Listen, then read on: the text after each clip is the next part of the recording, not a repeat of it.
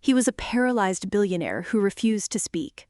His mother told me he'd given up on life after the accident that took his ability to walk. But on my very first night as his live-in nurse, I found him in the dark, his body shaking with silent sobs as he clutched a hidden, tear-stained letter. I realized in that moment that his body wasn't the only thing that was broken.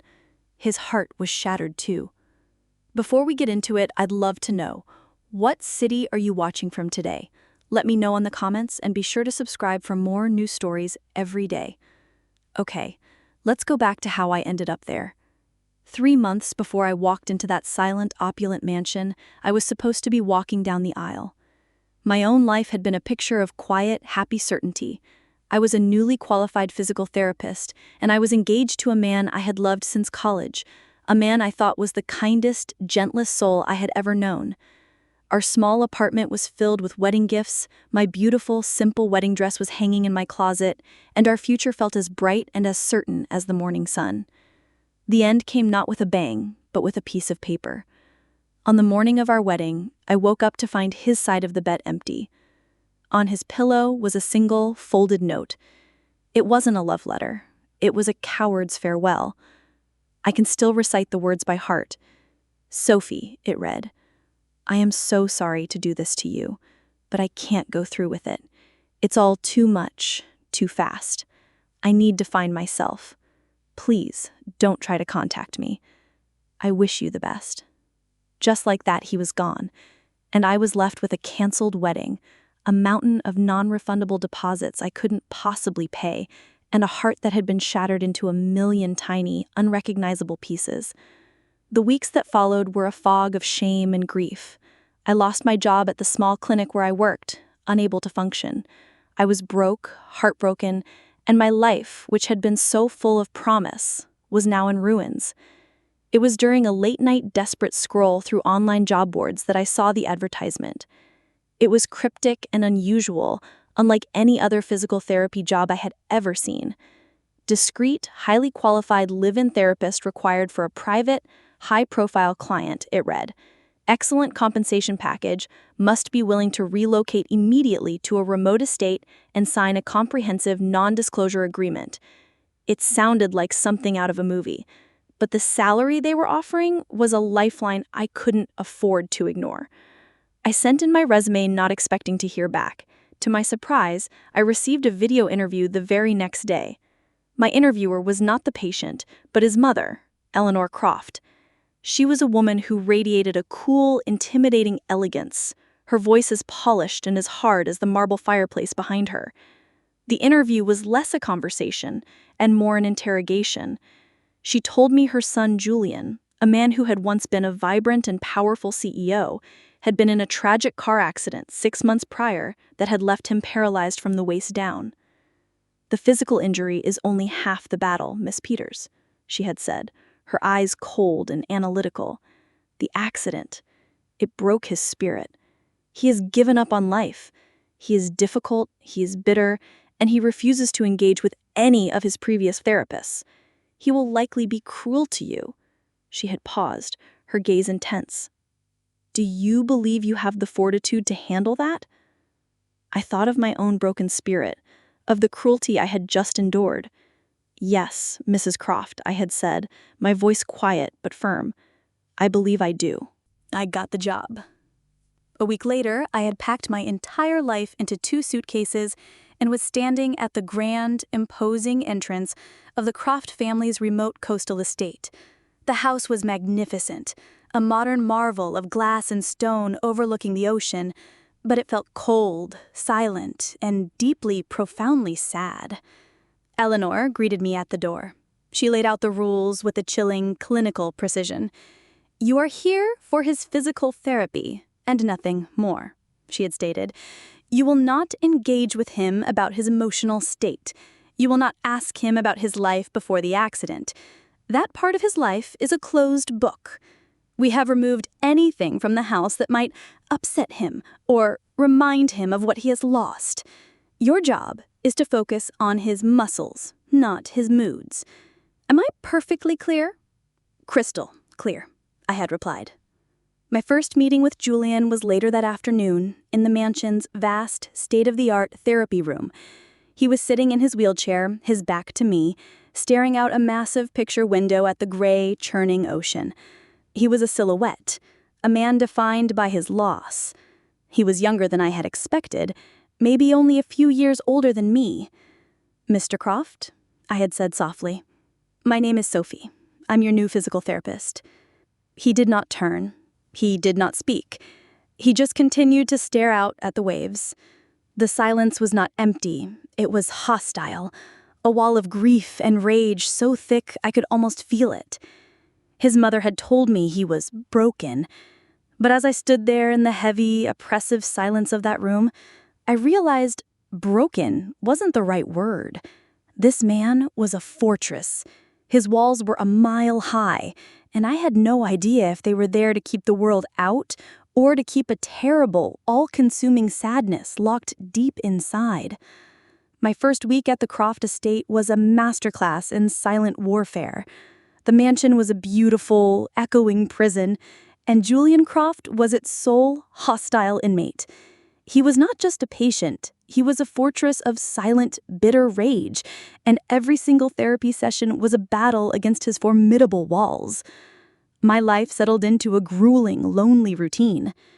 I would wake in my sterile, impersonal guest suite, the only sound the distant, mournful cry of seagulls over the ocean. I would spend my days in the state-of-the-art therapy room, a space filled with the best equipment money could buy, trying to coax a single, voluntary muscle twitch from a man who seemed to have made a conscious decision to let his body waste away. He was a master of nonverbal cruelty. He would not speak to me, not a single word, but his eyes, a deep, intelligent blue that were now clouded with a profound, stormy grief, would follow my every move with a look of cold, burning contempt. When I would try to stretch his atrophied leg muscles, his body would remain a dead, uncooperative weight. When I would speak to him, explaining the purpose of each exercise in a calm, professional tone, he would just turn his head and stare out the massive window at the churning sea, as if I were nothing more than a buzzing fly in the room. Some days, he would deliberately knock a glass of water from my hand with a flick of his wrist, his eyes daring me to react, to quit, to break. I did none of those things.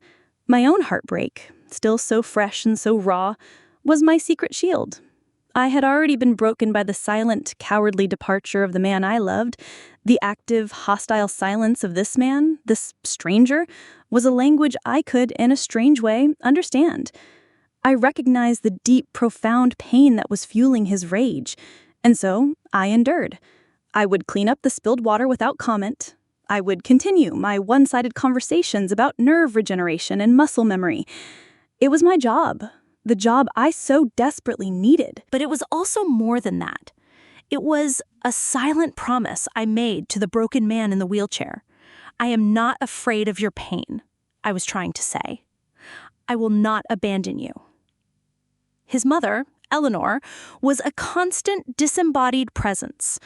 She would call me every evening for a progress report. Her questions were always the same, her voice a sharp, clinical instrument. "Has he spoken yet, Miss Peters? Has he shown any voluntary movement? Are you following the dietary plan I laid out?" She never asked how I was. She never asked about her son's emotional state. Her concern was purely for the physical, for the restoration of the broken family heir. During my off hours, I would wander the silent, echoing halls of the mansion. It was a beautiful, but deeply strange place. It was a house with no history. The bookshelves in the grand library were filled with antique, leather-bound books that had clearly never been opened. The walls were adorned with expensive, abstract, modern art, the kind of pieces an interior decorator chooses to match a color scheme. There were no personal photographs, no cluttered desks, no signs of a life ever having been lived here. It was the home of a man and a family who had deliberately and meticulously erased their own past. It was during one of these lonely explorations that I found the first clue. In a small, rarely used guest bedroom, tucked away at the bottom of a linen closet, I found a single, forgotten photo album that had clearly been missed in the Great Purge. The pictures were of a younger Julian, a Julian I did not recognize. He was smiling, his face full of a light and a joy that seemed impossible now. He was on a sailboat, he was hiking a mountain, he was laughing with friends. And in almost every picture, he was with a beautiful, vibrant, red-haired woman. They were a portrait of pure, uncomplicated happiness. On the last page of the album, there was a single professional engagement photo. Underneath, a date was written in neat, feminine script. A date that was just 2 weeks after his accident. There was a name, too. Amelia. So there had been someone important. Someone who had been so completely and totally erased from this house that it was as if she had never existed. The mystery of Julian's profound, all-consuming grief began to sharpen into a new, more painful focus. That night, my first Friday at the estate, I was doing a final, quiet check of the house before heading to my own room. The halls were dark, the only light the pale, silvery glow of the moon streaming through the massive windows. As I passed Julian's room, I noticed the door was ajar. I was about to close it when I heard a sound from within that made me freeze. It was a sound so quiet, so full of a pain so profound, that it was almost not a sound at all. It was the sound of a man trying and failing to choke back a sob. My professional duty, the rules Eleanor had so clearly laid out for me, told me to walk away, to respect his privacy. But my own heart, the heart that still ached with the fresh memory of my own silent, lonely tears, would not let me. I pushed the door open just a crack, my own heart pounding in my chest. And what I saw in the moonlit room was not a bitter, angry billionaire wallowing in self-pity. It was a man drowning in a grief so profound, so naked, and so familiar that it felt like I was looking in a mirror. He was in his wheelchair by the window, his back to me, his shoulders shaking with silent, racking sobs, and in his hand, clutched with a white-knuckled grip, was a single, worn and tear-stained letter. The story of his broken spirit, I knew with a sudden, absolute certainty, was not in his legs. It was in that piece of paper. I stood in the darkened doorway of Julian's room, my body frozen, my breath caught in my throat. The sound of his choked, silent sob was a magnet, pulling me forward against all of my professional training, against the cold, clear instructions of his mother. I was supposed to be his physical therapist. I was supposed to be a detached professional. But I was also a woman whose own heart was a fresh, open wound. And the sound of his grief was a language my soul understood with a terrible, instinctual clarity. I pushed the door open a little further and stepped inside. The room was vast and beautiful, with a wall of glass that looked out onto the dark, churning expanse of the ocean, the moonlight painting a shimmering, silver path on the waves. He was in his wheelchair, not in bed, his back to me, his shoulders shaking with the force of the grief he was trying so desperately to suppress. The worn, tear-stained letter was clutched in his right hand. He must have heard me, a subtle shift in the air, because his body went rigid. He quickly, clumsily tried to shove the letter into the pocket of his robe, his face hardening into the familiar, hostile mask he wore like a suit of armor. "Get out!" he hissed, his voice a low, ragged thing. He didn't turn to look at me. "I don't need a babysitter. Get out!" The old Sophie, the one from 3 months ago, would have fled. She would have stammered an apology and retreated, cowed by his anger. But I was not that woman anymore. Heartbreak had burned away my fear of confrontation. I had already lost everything. What more was there to be afraid of? I didn't leave. Instead, I walked slowly, quietly into the room and stood a few feet behind him. "It hurts, doesn't it?" I said, my voice a soft, quiet thing in the cavernous room. He flinched as if I had struck him. "You don't know anything about it," he snarled, his head still turned towards the window. "No, I don't know about the accident," I said, my voice still gentle. "I don't know what it's like to be in this chair, but I know what that is." I nodded towards the pocket where he had hidden the letter. "I know what it feels like to hold a piece of paper that contains the end of your entire world. I know what it feels like to have the person you thought you would spend the rest of your life with, the person who was your entire future, decide that you are not worth the effort." He was silent. The hostile energy coming off him began to waver, replaced with a tense, listening stillness. I took a deep breath, and I told him my own secret, the one I had not spoken aloud to another living soul. 3 months ago, on the morning of my wedding, my fiancé left me. He didn't even have the courage to do it in person. He left a note, a short, simple, devastating note on his pillow. He said he needed to find himself. He said it was all too much. What he really meant was that I was too much. I could feel my own tears beginning to well up, but I pushed them down. "So, you're right," I said, my voice shaking only slightly. "I don't know your pain, but I know pain. I know what it is to be broken. And what you're feeling right now, it is not something you can just ignore. It is not something you can hide from." He was silent for a long, long time. The only sound was the distant, rhythmic crash of the waves on the shore below. Finally, slowly, he turned his wheelchair to face me. His eyes, in the pale moonlight, were red-rimmed and full of a grief so profound, so raw, that it was like looking into my own soul. The mask was gone.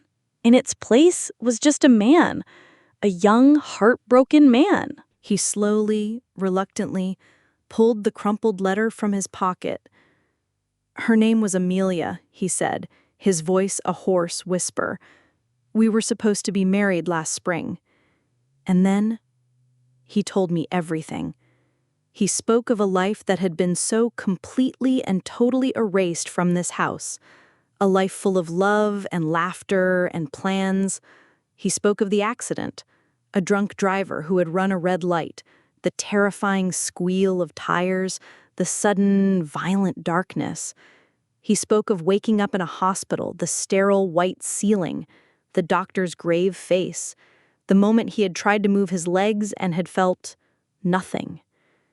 "But that wasn't the worst part," he said, his eyes now fixed on the letter in his hands. "The worst part came a week later." He told me how the letter had arrived, how he had seen her beautiful, familiar handwriting on the envelope and had felt a surge of hope, believing it was a promise to stand by him, a declaration of her love. He unfolded the worn piece of paper, his hands trembling. He didn't need to read it. He knew it by heart. But he spoke the words aloud to me, a painful, necessary exorcism. "My dearest Julian," he recited, his voice a monotone of remembered pain, "I will always love the man you were, the man who sailed with me, who climbed mountains with me. But I cannot be the woman who spends the rest of her life pushing a wheelchair. I am not strong enough for that. This is not the life I signed up for. Please try to understand. I have to let you go. Goodbye, Amelia." He finished, his breath a ragged, shuddering thing. "The man I was," he whispered, the words full of a self-loathing that was almost unbearable. "She loved a man who could walk, and that man was gone." He then told me what his mother, Eleanor, had done. In her own misguided, controlling way, She had tried to protect him. She had found him in his hospital room, destroyed by the letter, and she had taken it. She had then systematically purged his life of every trace of Amelia, every photograph, every gift, every memory. She had forbidden the staff, the doctors, his own friends from ever speaking Amelia's name again. "You must forget her," his mother had commanded. "Your future is about your recovery, not about the past." She thought if I couldn't see her, if I couldn't hear her name, that I would forget her. But all she did was trap me in a silent room with Amelia's ghost. I couldn't grieve. I couldn't heal. There was just this. He gestured around the vast, empty, and beautiful room. I finally understood. The anger, the bitterness, the silent, hostile rage. It wasn't about the chair. It was about the letter. It was about the heartbreak. He had been drowning in a grief his own family had refused to acknowledge.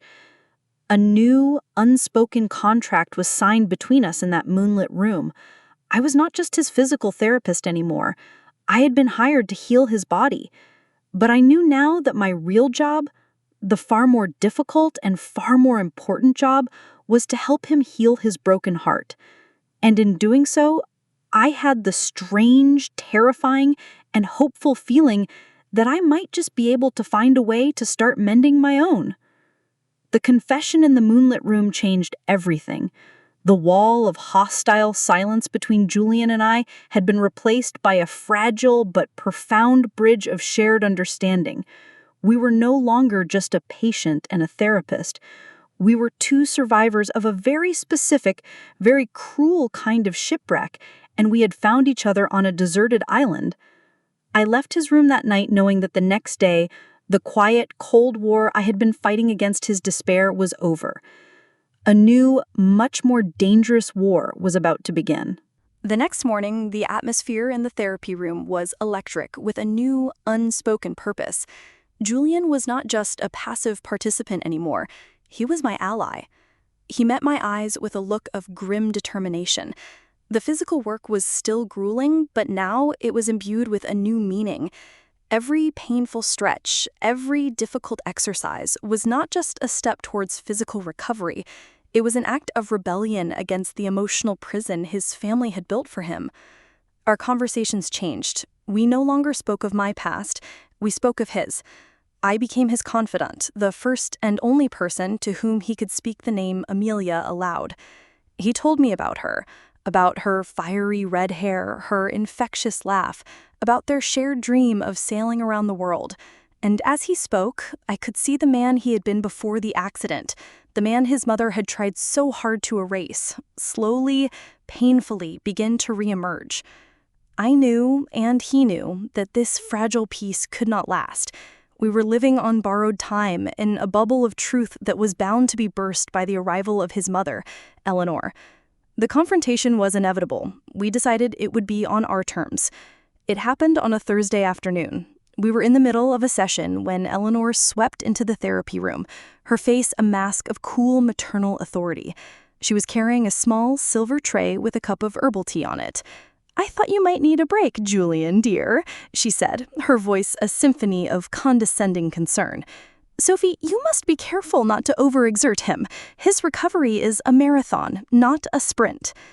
Julian, who was in the middle of a difficult transfer from his chair to the parallel bars, paused. He looked at me, a silent, almost imperceptible nod. "It's time."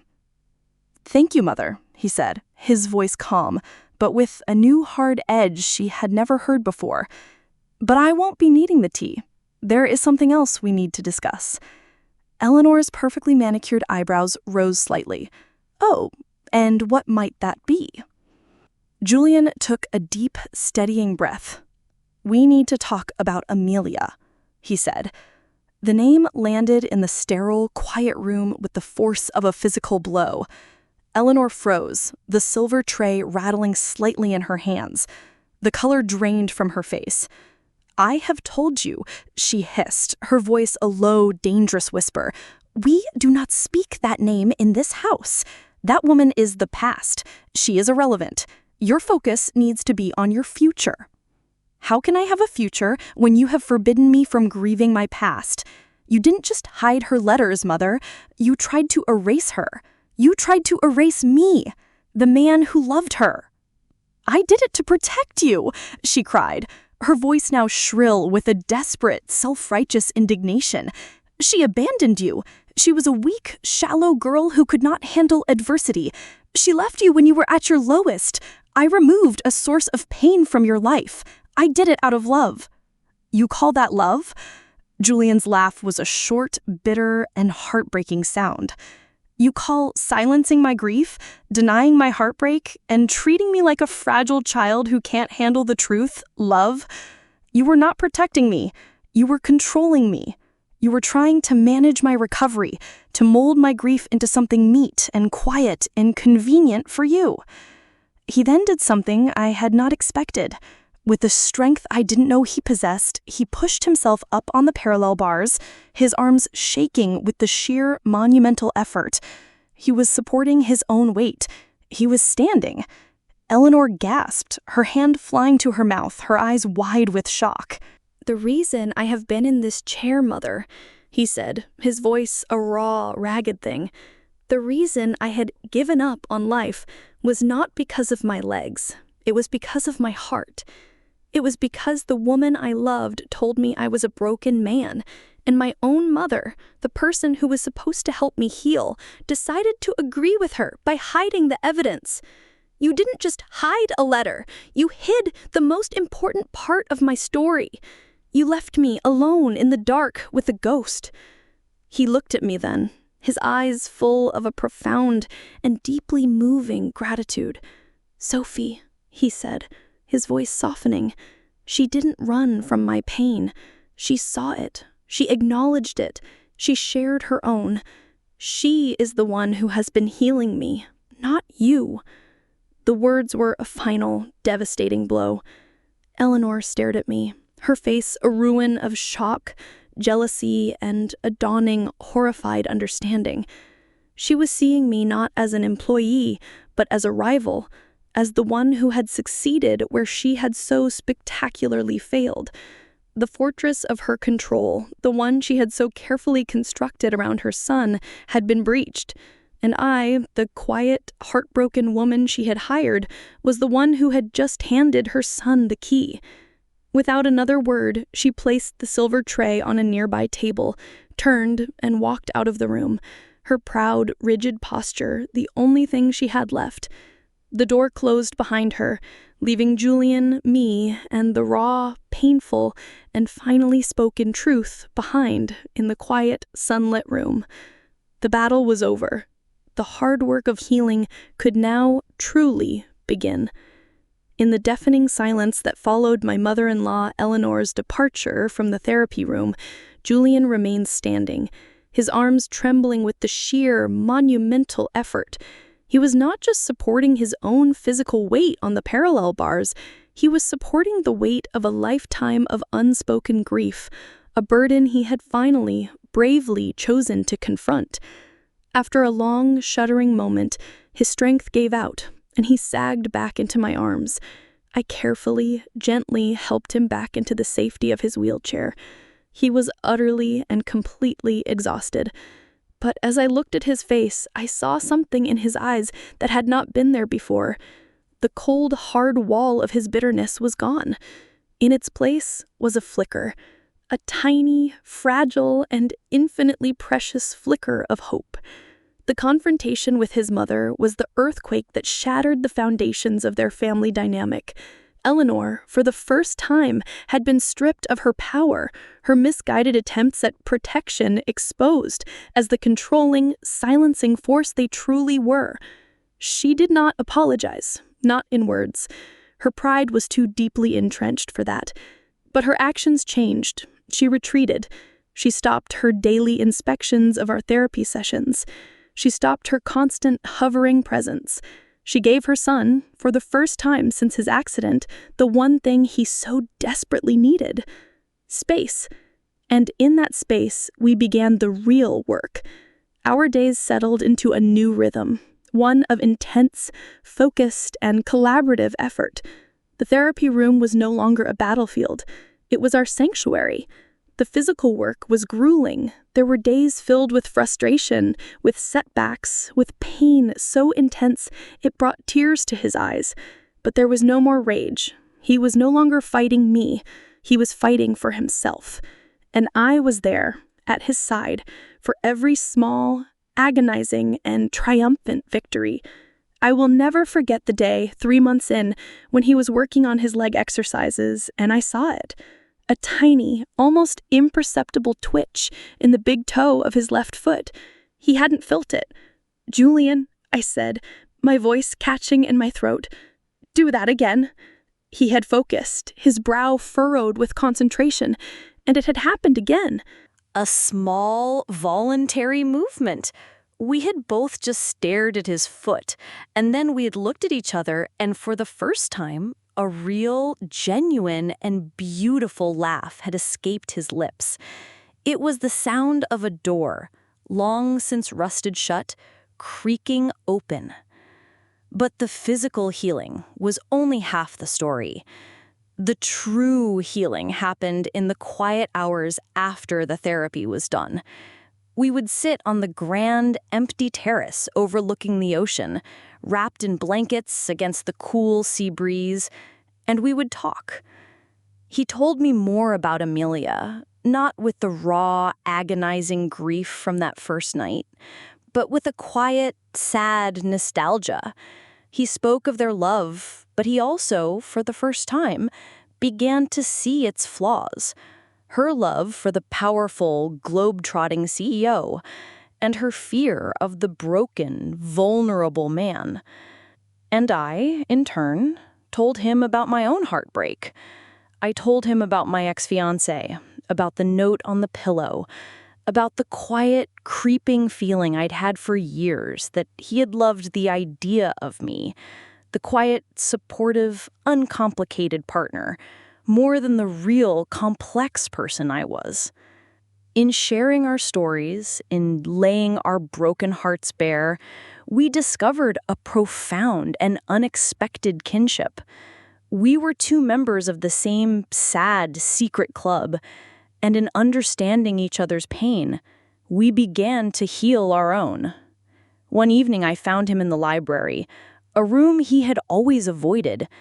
He had a large cardboard box on his lap. It was filled with the photo albums and mementos of his life with Amelia, the ones his mother had hidden away. We went through them together, one by one. He told me the story behind each photograph, and when we were done, he had closed the box. "Thank you," he had said, his voice quiet but steady. I think I can finally put this away now." It was not an act of forgetting. It was an act of acceptance. My own moment of closure came in the form of an email. My ex-fiancé, after a year of complete silence, had written to me. It was a long, rambling message full of apologies, of regrets, of how he had made a terrible mistake. A year ago, that email would have been a lifeline. Now, as I read his words, I felt nothing. The man who had written it was a stranger, a ghost from a life that felt like it belonged to someone else. The pain was gone. I deleted the email without a reply. It was on the 1-year anniversary of my arrival at the estate that we found ourselves on the cliffside path that overlooked the churning ocean. The path was uneven, a challenge for anyone. Julian was not in his wheelchair.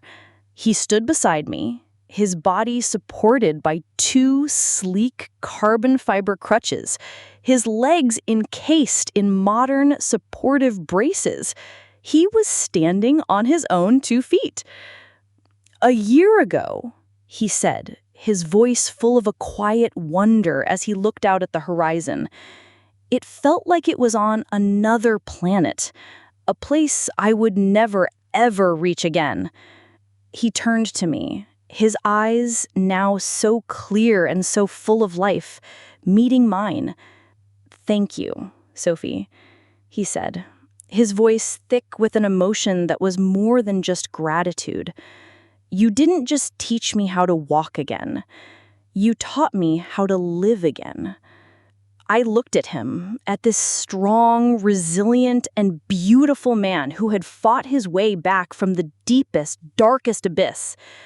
I thought of the heartbroken, jilted woman who had arrived at his door a year ago, my own life in ruins. My vindication was not in a moment of revenge. It was not in proving my ex-fiancé wrong. It was in this quiet, powerful moment of shared triumph.